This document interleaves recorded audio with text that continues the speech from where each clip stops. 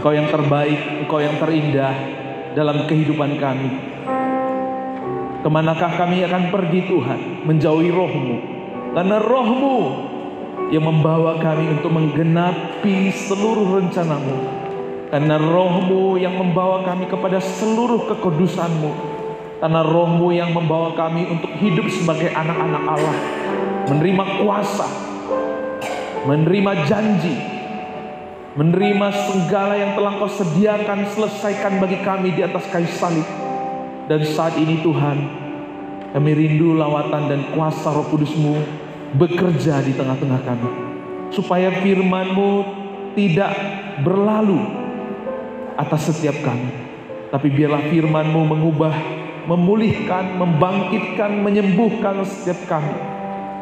Biar kami duduk diam, tenang, dan tertuju kepada kebenaran firman-Mu. Hamba-Mu yang penuh dengan keterbatasan, Engkau berbicara, Engkau yang mengambil alih kendali mulut lidah hamba-Mu, perasaan dan pikiranku, semua ada dalam kendali kuasa Roh Kudus-Mu Tuhan. Kami siap mendengar firman-Mu, berbicaralah Bapa, di dalam nama Yesus kami berdoa. Yang siap mendengar firman Tuhan sama-sama berkata, amin. Silakan duduk. Salam Bapak Ibu. Hari ini kita melanjutkan seri khotbah kita tentang Pneuma, yaitu pribadi Roh Kudus. Judul khotbah hari ini, berjalan di dalam Roh Kudus. Kita setiap hari kita pasti berjalan, ya. Setiap hari kita pasti berjalan. Dan namanya perjalanan, ada jalan yang kita hafal, ada jalan yang tidak kita hafal. Tapi jalan yang kita hafal, kita nggak perlu tuntunan, kita nggak perlu arahan, ya. Tapi jalan yang kita nggak hafal, kalau nggak ada tuntunan, maka kita akan tersesat, Bapak Ibu. Nah, di dunia ini kita butuh tuntunan untuk kita bisa berjalan di jalan yang benar, jalan yang baik, supaya kita tidak tersesat. Kita butuh penuntun di dalam hidup kita.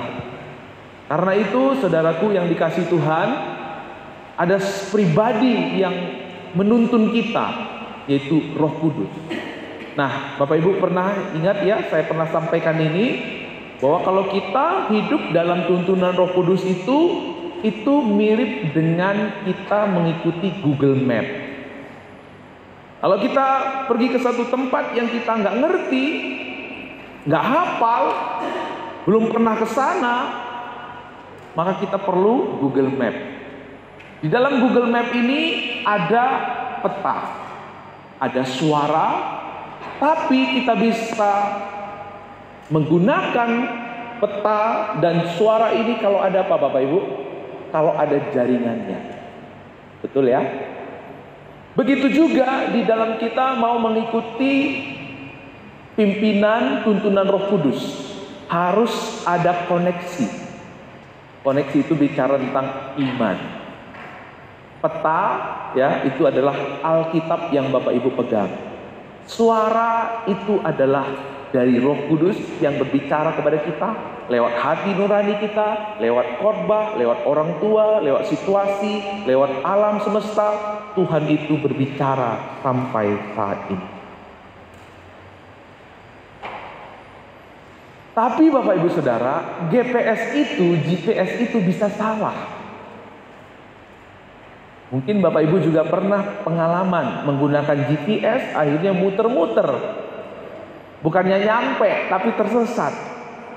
Tapi kalau saudara dan saya menggunakan GPS dari sorga, dari Tuhan, kita tidak akan pernah tersesat. Amin. Kita tidak akan pernah tersesat. Pasti tiba di tempat yang tepat dengan pertolongan dan tuntunan Roh Kudus.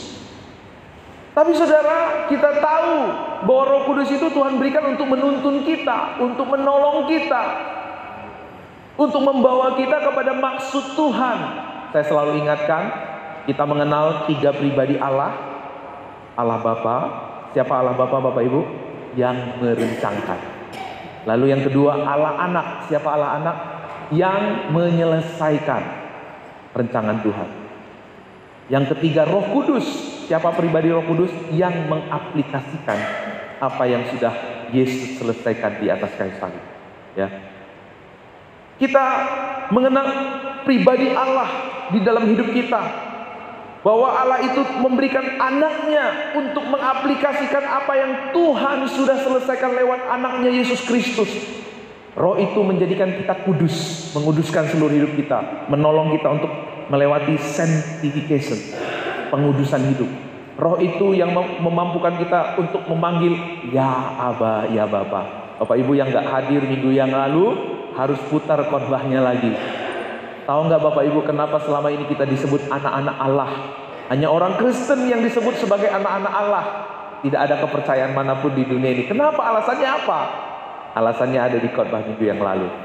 Kita memanggil ya Aba, ya Bapa. Tetapi meskipun Tuhan sudah memberikan tuntunan buat kita, tapi manusia lebih suka dengan tuntunan dari dunia ini, seperti yang dialami oleh jemaat yang ada di Galatia. Tuhan mau kita menghidupi rencananya. Tuhan mau kita menggenapi panggilannya. Itu yang terbaik buat kita. Itu jalan kemenangan dalam hidup kita. Itu jalan kepastian di dalam hidup kita. Ya, bahwa pimpinan Tuhan itu yang membawa kita untuk menggenapi rencananya dan panggilannya. Tapi manusia tidak suka bertanya kepada Tuhan. Manusia lebih suka menghidupi dengan caranya, dengan kekuatannya. Makanya saudara, banyak orang Kristen akhirnya bingung dengan imannya sendiri. Tapi bersyukur Bapak Ibu Jemaat Gereja Baptis Pabaton, saudara tidak dipanggil untuk menjadi orang Kristen yang bingung. Karena kebenaran demi kebenaran akan disampaikan lewat mimbar ini kepada kita semua. Di dalam jemaat Galatia ini ada satu persoalan. Mereka bukan mengikuti tuntunan Tuhan. Mereka bukan mengikuti tuntunan Roh Kudus. Tetapi mereka mengikuti pengertian mereka sendiri. Ada pengajaran yang namanya Judaizer. Jemaat Galatia itu terdiri dari berbagai suku di dalamnya. Ada suku Yunani, ada suku Yahudi, Bapak Ibu. Tetapi karena Yunani itu sebenarnya adalah pendatang, kebanyakan pendatang, maka orang-orang Yahudi mereka menerapkan satu ajaran baru di dalam jemaat Galatia. Mereka katakan begini, ya kita ini diselamatkan dengan anugerah, tapi tidak cukup hanya itu saja. Kita harus mengadopsi kebiasaan, kebudayaan, praktek budaya, agama Yahudi supaya kita tetap selamat. Jadi keselamatan itu adalah anugerah plus budaya. Ini pengertian ini muncul, ajaran ini muncul di tengah-tengah jemaat Galatia. Ini tuntunan dari mana ini? Kalau Bapak Ibu dituntun sama Google Map, GPS, lihat petanya dong. Ini peta mana ini? Ini sesuai nggak dengan Alkitab? Ini sesuai nggak dengan suara Roh Kudus? Kalau nggak sesuai, berarti keliru. Nah, jemaat Galatia keliru Bapak Ibu. Mereka menganut ajaran Judaizer atau Judaism, ya. Mereka lupa dengan perkataan Yesus di atas kayu salib, "It is finished." Mereka tidak berjalan dalam roh. Makanya akhirnya kacau Bapak Ibu. Di dalam gereja tadi dikatakan di Galatia 5 ini ada buah-buah kedagingan yang mereka hasilkan. Namanya mereka gereja, tetapi apa? Ada buah-buah kedagingan di dalam gereja itu. Bukan buah roh, tapi buah kedagingan yang muncul dalam gereja itu.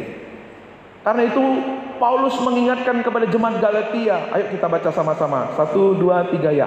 Kristus sudah membebaskan kita dari kewajiban untuk hidup seperti budak. Jadi hendaklah kita terus bebas.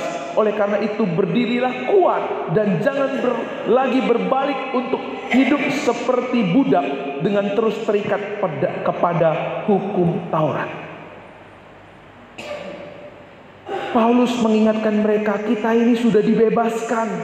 Jangan lagi hidup di bawah hukum. Jangan lagi dikungkung hidup sebagai budak.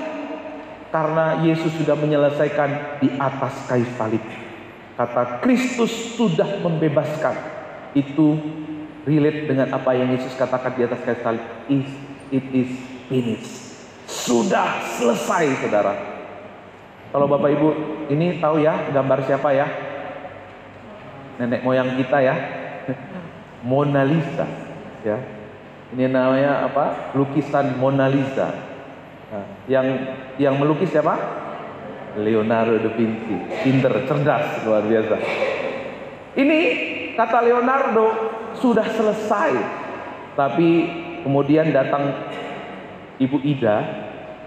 Ini kurang kayaknya, Pak. Tak kasih lipstick ya, dikit ya supaya merah bibirnya. Kira-kira ini masih karyanya Leonardo da Vinci gak? Ini udah selesai kata Leonardo. Gak perlu ditambahin lagi, gak perlu dikurangin lagi. Kalau dikurangi ditambahin lagi ya bukan lagi karyanya Leonardo da Vinci. Demikian juga saudara, keselamatan itu sudah selesai di atas kayu salib. Terus orang Yahudi bilang, tambahin Pak dengan budaya Yahudi. Atau mungkin ada jemaat Pabaton, tambahin Pak dengan kebiasaan Pabaton. Kalau orang itu mau selamat itu selain percaya Yesus harus ini, harus itu, harus ini. Nah, kita sudah merusak apa yang sudah Tuhan Yesus selesaikan di atas kayu salib. Jangan lagi berbalik. Kalau kita menambahkan anugerah Tuhan dengan perbuatan kita sedang kembali kepada kehidupan perbudakan. Kita sedang mengandalkan usaha kita sedang mengandalkan perbuatan kita. Manusia kita ini sebenarnya Bapak Ibu sudah mati. Apapun yang kita usahakan, kita ini udah istilahnya itu total depravity. Orang mati, apa yang bisa dibuat oleh orang mati? Gak ada, saudara. Semuanya mati. Kerja keras, berbuat baik. Semuanya itu ada self interest di dalamnya. Semua orang yang lakukan di luar Injil, semua orang yang melakukannya di luar kasih karunia Allah, semuanya itu adalah self interest. Kalau gak ada untungnya, dia gak mau lakukan. Makanya orang Kristen yang belum hidup dalam roh, berjalan dalam roh, minggu yang lalu kita belajar, segala sesuatu kalau bukan digerakkan oleh roh Allah, sebenarnya kita ada di bawah perbudakan. Waktu kita menjalankan segala sesuatu supaya kita diberkati, supaya kita tidak dihukum, sebenarnya kita bukan mengasihi Tuhan, kita mengasihi diri kita sendiri. Makanya orang Kristen seperti ini, sehebat apapun dia memberi, sehebat apapun dia melayani, sehebat apapun dia beribadah, ujung-ujungnya adalah buah kedagingan. Ujung-ujungnya adalah perseteruan, dengki, segala macam. Karena apa? Kalau kita hidup di dalam daging, kita sedang membuka akses buat iblis untuk mengacak-acak, mengotak-atik hidup kita. Meskipun kelihatan baik. Nanti kita belajar. Karena di dalam dunia ini ada banyak buah-buah imitasi. Kebaikan terlihat baik. Tapi kalau motivasinya supaya orang berbuat baik sama saya berbuat baik kepada Bu Jimmy supaya dia berbuat baik kepada saya, itu bukan buah roh. Itu buah kebaikan yang imitasi. Suatu hari saya akan tuntut Bu Jimmy. Bu Jimmy, saya udah baik kepada Bu Jimmy. Sekarang saya susah. Bu Jimmy nggak lihat keadaan saya saat ini. Itu buahnya adalah buah kedagingan. Mungkin saat ini saudara melihat kebaikan itu sama semua. Kejujuran, kesetiaan itu sama semua. Tapi ingat minggu yang lalu, segala sesuatu, kebaikan, kesetiaan seperti apapun itu, kemurahan hati seperti apapun itu, kalau bukan digerakkan oleh Roh Allah, digerakkan oleh pengertian manusia, buahnya adalah kedagingan. Akan ada tuntut menuntut, akan ada persaingan, perseteruan, kekacauan di sana. Itu makanya gereja yang pecah, yang berantem, mereka tidak hidup dalam pimpinan Roh. Mereka tidak berjalan dalam Roh. Pengertian manusia yang mereka utarakan, keinginan manusia yang mereka kedepankan, gengsi, angkuh, sombong, arogansi, ujung-ujungnya bukan memuliakan Tuhan, tetapi memuliakan diri sendiri.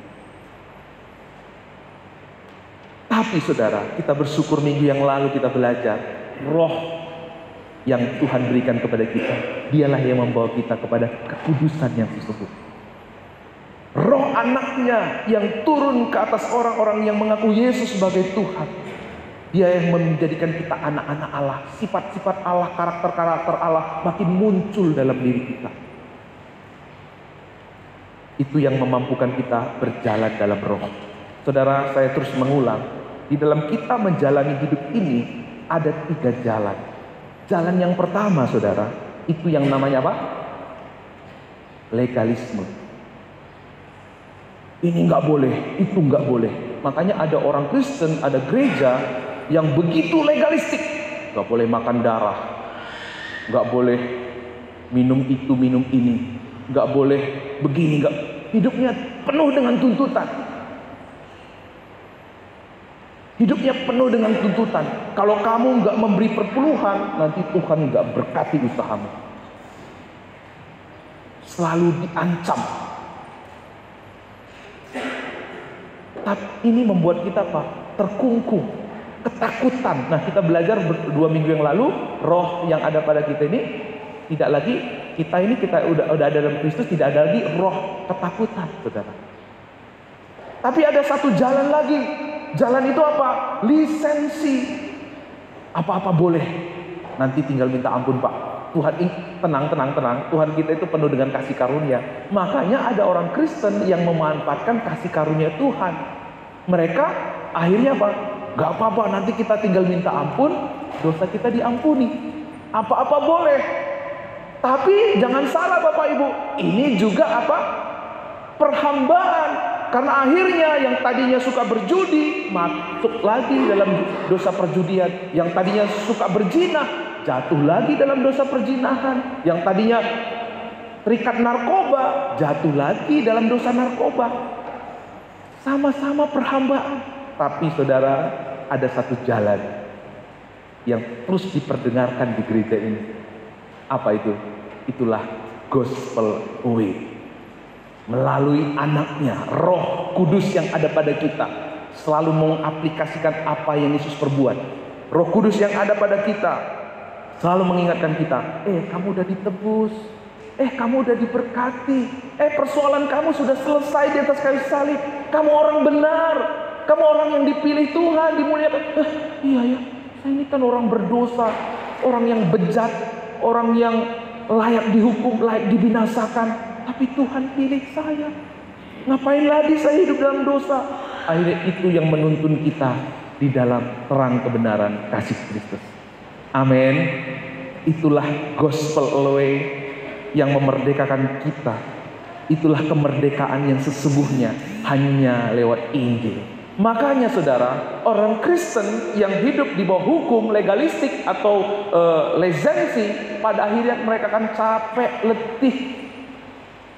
Capek dan letih karena apa? Diiming-imingi terus, ditekan-tekan terus, diancam-ancam terus, dituntut terus. Itu semua adalah perhambaan. Tetapi puji syukur kita menemukan Father's favor dalam hidup kita. Anugerah Bapa memberikan anaknya, menanggung kutuk dosa pelanggaran kita, sehingga kita yang menerima roh anaknya memanggil dia ya Aba. Sehingga kita hari ini bukan budak, tetapi kita adalah anak Allah. Yang percaya katakan amin. Boleh tepuk tangan yuk untuk Tuhan kita ya. Haleluya.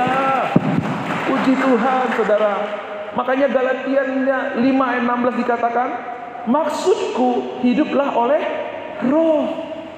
Hiduplah oleh roh. Tidak lagi menuruti keinginan daging. Tidak lagi hidup dengan legalistik. Tidak lagi hidup dengan lisensi.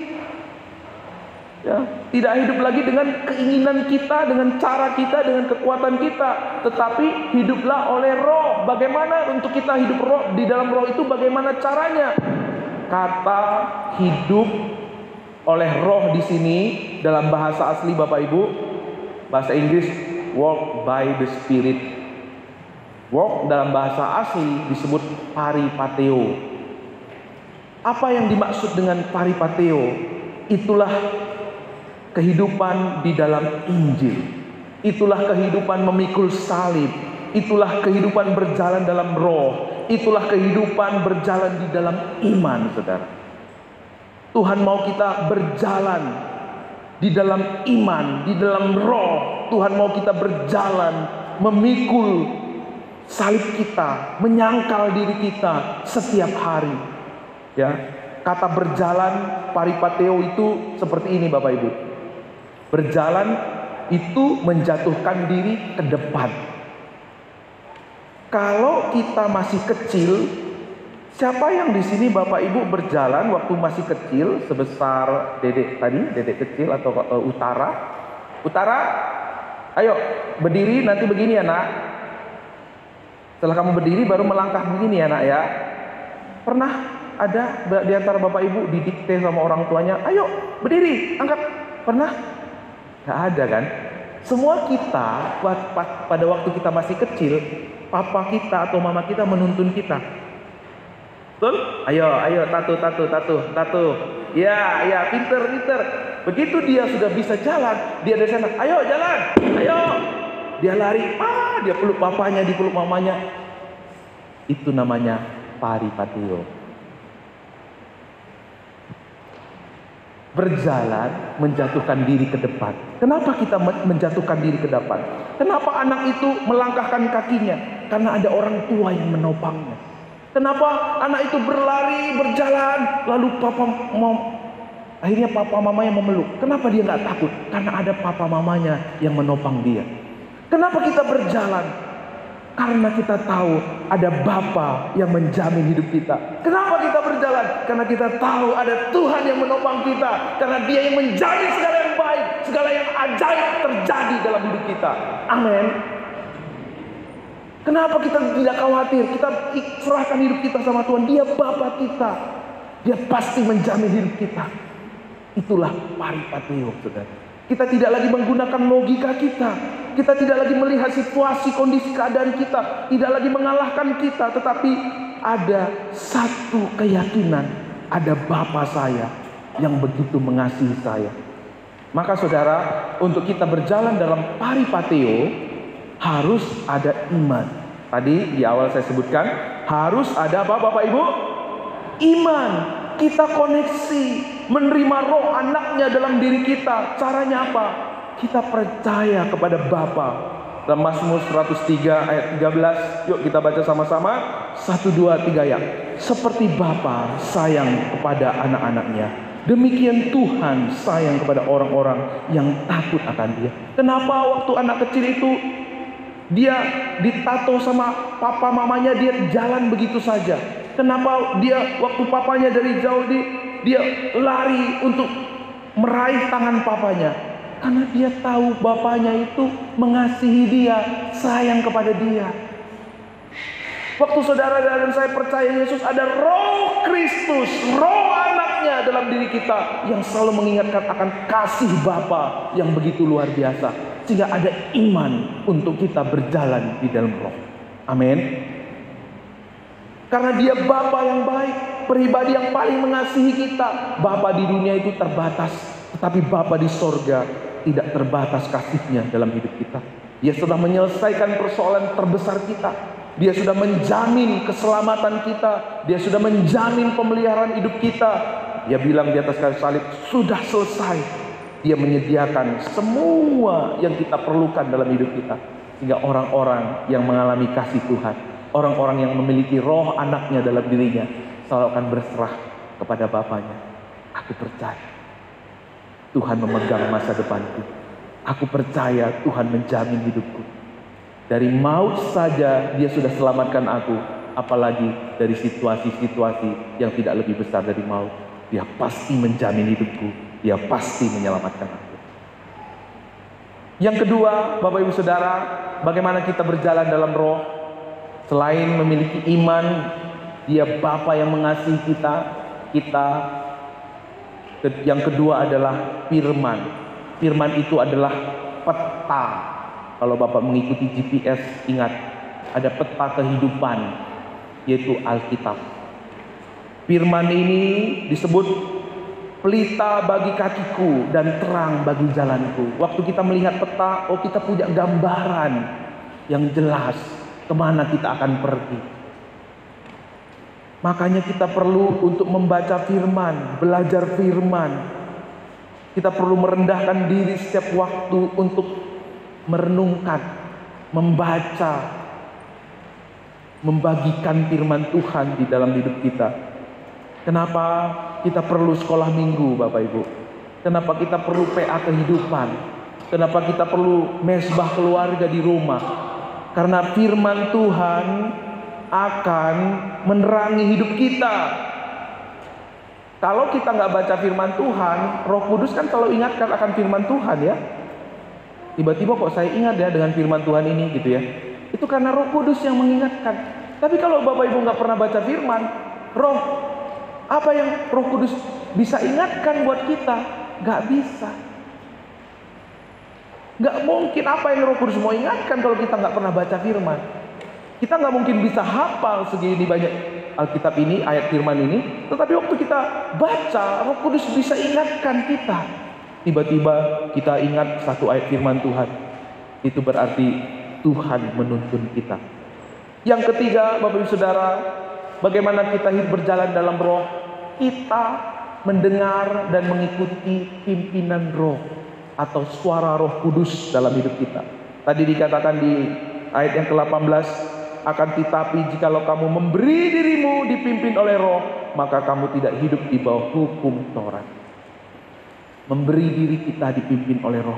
Kita bisa dipimpin oleh roh kalau kita mendengar suara Roh Kudus. Ya, GPS itu ada suara 500 meter lagi ke kiri atau 200 meter lagi ke kanan. Dan pada akhirnya dia katakan Anda sudah tiba di lokasi. Roh Kudus juga bekerja sampai hari ini berbicara kepada kita. Oleh sebab itu waktu kita berdoa jangan hanya meminta, Tuhan aku perlu ini, aku perlu ini, aku perlu ini, aku perlu. Tapi kita siapkan juga ruang untuk kita berdiam diri, membiarkan Roh Kudus berbicara kepada kita. Makanya waktu kita jam doa, kita melatih untuk berdiam diri, untuk Roh Kudus berbicara kepada kita. Karena doa itu komunikasi, dua arah, bukan searah doang. Roh Kudus mau memimpin kita. Kalau memimpin kita berarti Roh Kudus itu aktif. Kemauan Dia, kehendak Dia, tujuan Dia, kekuatan Dia, kita ikutin. Bukan lagi diri kita sendiri. Sering sekali kita egois, sombong. Sering sekali kita nggak tahu satu tempat, tapi kita nggak mau bertanya. Kita sok-sok tahu gitu loh. Akhirnya tersesat. Semua terbuang, waktu, kekuatan, tenaga. Akhirnya berantem juga sama istri atau suami. Gara-gara lu sih, gara-gara kamu sih. Bener gak? Iya, saya juga punya pengalaman kok. Bukan Bapak Ibu aja pengalaman. Gara-gara kamu sih, gara-gara. Jadi kita berantem gitu ya. Karena apa? Sombong, sok tahu. Apa salahnya nanya sebentar? Kita juga begitu Bapak Ibu. Kita terlalu sombong. Kita nggak mau bertanya sama Roh Kudus. Kita sok tahu dalam hidup kita. Makanya sering sekali kita akhirnya energinya terkuras, waktunya terkuras, uangnya juga terkuras, energinya semua terkuras. Seharusnya kita udah Tuhan bilang aku berikan engkau penolong, tapi kita nggak mau ditolong. Bapak Ibu tahu nggak pribadi Roh Kudus itu disebut apa? Penolong, penghibur, ya kan? Apalagi pengajar. Ini semua kalau nggak ada kerendahan hati, nggak bisa. Modal kita untuk bisa menerima pengajaran, pertolongan, penghiburan dari Roh Kudus adalah kerendahan hati. Mau ditolong, mau diajar, mau dituntun. Tapi kalau kita nggak punya kerendahan hati, itu tadi, aduh saya udah begini, kok malahan bukan tambah kuat, tambah capek hidupnya. Kok katanya orang Kristen itu makin sukacita, tapi kok saya nggak sukacita? Karena kita apa? Menempuh jalan kita sendiri, bukan menempuh jalan Roh Kudus, tapi menempuh jalan kita sendiri. Ya, mari saudara-saudara, kalau kita hidup sebagai orang tua, sebagai anak, ya, sebagai ibu, sebagai istri, ya, oke, kita punya kebiasaan, terutama anak-anak zaman sekarang punya kebiasaan, Gen Y, Gen Z punya kebiasaan. Tapi biarlah kita itu memiliki apa? Roh Kudus yang menuntun kita. Amin. Kalau Roh Kudus yang menuntun kita, pasti kita menjadi generasi yang berbeda. Bapak Ibu Saudaraku yang dikasih Tuhan, secara posisi kita lebih dari pemenang melalui karya salib Yesus. Secara de jure kita ini adalah orang yang menang, kita ini adalah orang yang sudah dibenarkan oleh Tuhan. Tetapi secara fakta kita ini masih banyak dosa, masih banyak kesalahan. Makanya Tuhan memberikan kita Roh Kudus untuk bekerja setiap waktu di dalam hidup kita. Roh Kudus bekerja untuk kita menghidupi kesempurnaan apa yang Tuhan Yesus sudah selesaikan bagi kita di atas kayu salib. Roh Kudus mengaplikasikan kepada kita apa yang sudah diselesaikan, dikerjakan oleh anaknya di atas kayu salib. Makanya kita punya satu hashtag, gereja ini adalah tempat orang-orang yang selalu mau disempurnakan oleh kasih karunia di dalam Tuhan. Tapi jangan jadikan itu sebagai alat kita untuk bersembunyi di balik dosa. Jangan menjadikan kita menjadi orang yang lisensi. Ya. Tuhan mau kita disempurnakan. Oleh sebab itu, mari kita membiarkan hidup kita dipimpin oleh Roh Kudus. Tuhan udah bilang, aku mau hidupmu itu, aku memberikan kamu kuasa. Aku memberikan kepadamu Rohku yang memimpin kamu. Aku memberikan kepadamu Roh yang membawa kamu menghasilkan buah-buah Roh. Tetapi saudara, mengapa itu tidak terjadi dalam hidup kita? Lihat, perhatikan ke depan. Yuk kita baca sama-sama. 1, 2, 3 ya. Hidup kita tidak alami kuasanya karena sering mengabaikan pimpinan roh anak. Kita sering kali kalau mau jujur, kita sering kali nggak mau dipimpin. Saya hebat kok, saya punya pengalaman kok, saya punya kekuatan kok, saya punya kesehatan kok. Kita lupa bertanya sama Tuhan. Namanya juga Tuhan, Roh Kudus itu Tuhan. Seharusnya kepada siapa kita bertanya? Kepada Tuhan dong. Bukan Tuhan yang ngikutin kita. Sering sekali kita bilang, Tuhan saya mudah mengerjakan ini, Tuhan berkati, Tuhan tolong, ada masalah kok begini Tuhan. Padahal kita nggak pernah minta saran, tuntunan dari Tuhan. Lalu kita salahin Tuhan. Kadang-kadang saya ketawa ya, dengan diri saya sendiri gitu ya. Udah kita buntu, baru kasih sama Tuhan. Seharusnya waktu kita belum melakukannya, minta hikmat. Makanya waktu Bapak Ibu mau ngambil keputusan baik di keluarga, di gereja, ambil waktu berdoa dulu. Selalu saya bilang kalau kita mau rapat gereja, seminggu sebelumnya apa agendanya, kirim untuk didoakan apa yang Tuhan mau. Kita berdiam diri di bawah kaki Yesus. Begitu juga waktu kita mau menentukan langkah kita, langkah keluarga kita, biarkan Roh Kudus menuntun kita.